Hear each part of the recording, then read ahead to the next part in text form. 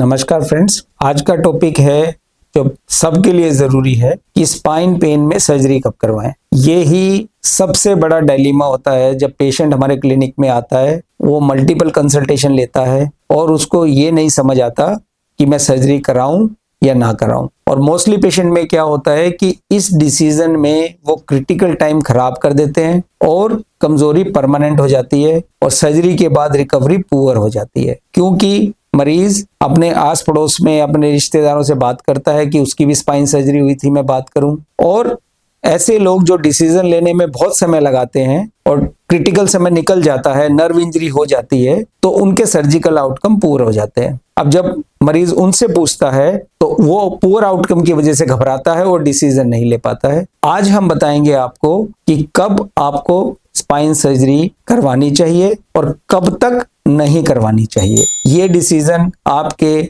Surgical outcome के लिए बहुत इंपॉर्टेंट है ताकि आप समय से डिसीजन ले पाए, ये हमारा प्रयास। बैक पेन में अगर सिर्फ आपको पेन है, आपके बैक में पेन है या वो लेग में जा रहा है, सियाटिका जिसको बोलते हैं, सिर्फ पेन है, डिसेबिलिटी नहीं है। डिसेबिलिटी का क्या मतलब है? डिसेबिलिटी का मतलब है कि पैर में कमजोरी आना, जिसको फुट ड्रॉप बोलते हैं।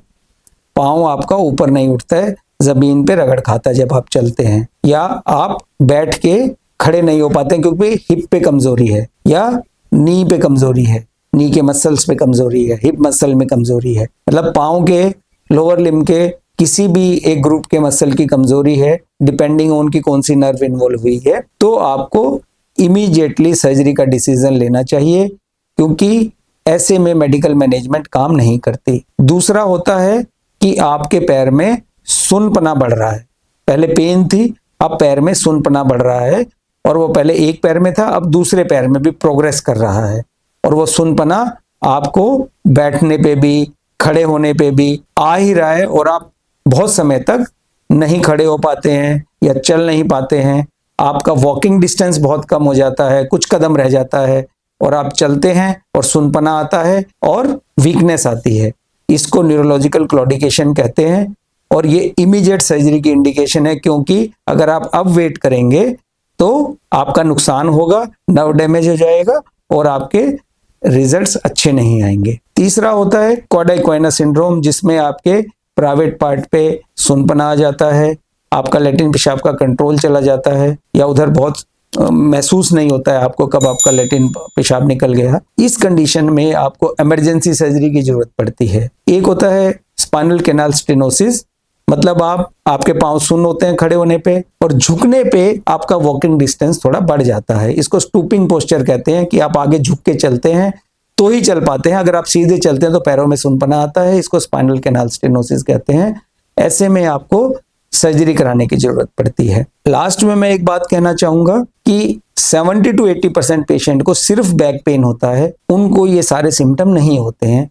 सुनपना या वीकनेस या कॉर्डा इक्विना सिंड्रोम या इस तरह की डिसेबिलिटी, सिर्फ पेन के लिए सर्जरी कराने की जरूरत नहीं है। पेन के लिए आजकल बहुत सारी इंटरवेंशन करी जाती हैं, जैसे हम अपने डिपार्टमेंट में करते हैं, चाहे वो फैसेट ज्वाइंट की इंटरवेंशन हो, एपिडुरल स्टेरॉइड इंजेक्शन हो, कॉर्डल इंजेक्शन हो, बहुत सारी रेडियो फ्रिक्वेंसी एब्लेशन टेक्निक्स हैं, इंट्राडिस्कल डिस्क की एब्लेशन की टेक्निक है जो डिस्कोजेनिक पेन होता है। तो मेडिसिन से या इंटरवेंशन से पेन को मैनेज करा जाता है। पेन के लिए सर्जरी की जरूरत नहीं है, ये आप बड़े ध्यान से समझिए। सर्जरी की जरूरत है डिसेबिलिटी आने पे, जब भी सुनपना बढ़ रहा है या वीकनेस आ रही है, लैट्रिन पेशाब की दिक्कत हो रही है। सिर्फ पेन के लिए सर्जरी होती है तो उसमें फेलियर रेट बहुत हाई है, और आपको ये जान के हैरानी होगी कि 70% पेशेंट का सर्जरी के बाद भी पेन नहीं जाता, उनको सर्जरी नहीं करवानी होती। तो सर्जरी कब नहीं करवानी है? सिर्फ आपको पेन है, चाहे वो सियाटिका भी है, पर आपको कोई डिसेबिलिटी नहीं है, तो आपको सर्जरी नहीं करवानी। 80% patient, 85% patient low back pain के इसी कैटेगरी में आते हैं। पर अगर जैसे मैंने पहले डिस्क्राइब किया, ये सब होने लगे, डिसेबिलिटी आने लगे, सुनपना वीकनेस आने लगे, तो आपको सर्जरी करानी चाहिए। Thank you.